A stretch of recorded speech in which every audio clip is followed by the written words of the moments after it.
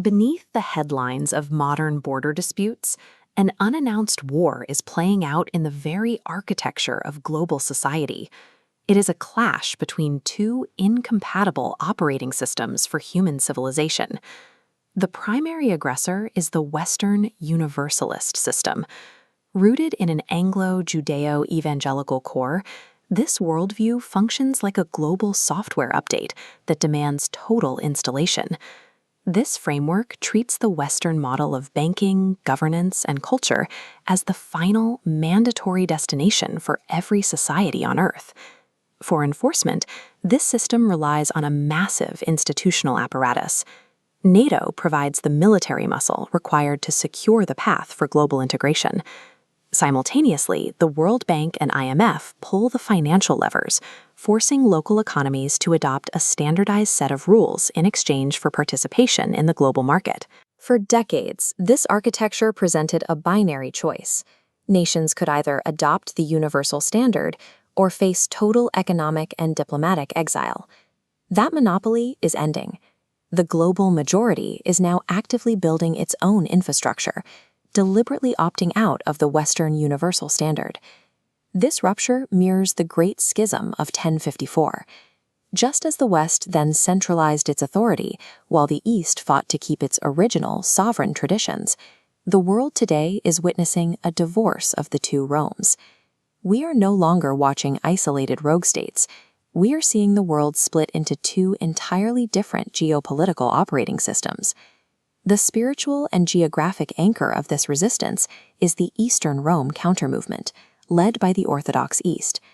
Russia leads this faction as a self-described Third Rome, a civilization that refuses to modernize its social or religious standards to fit Western liberal benchmarks. This alliance finds its second pillar in the Islamic world.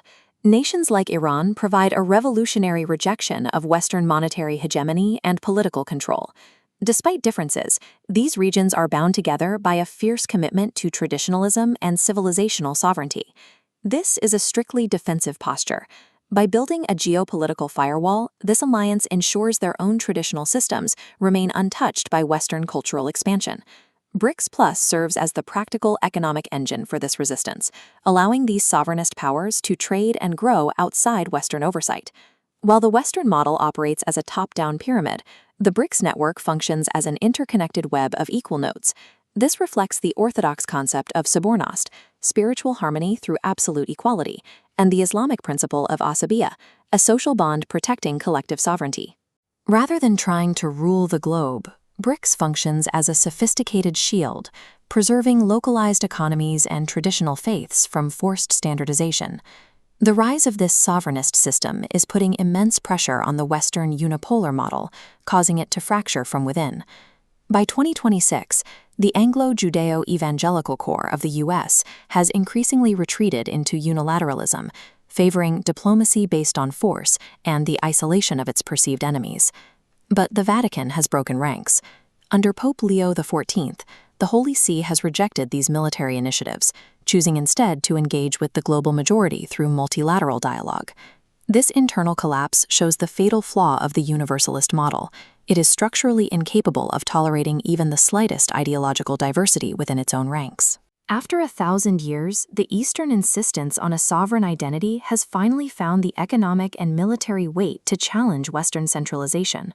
The geopolitical friction of today is the direct extension of that 1054 split.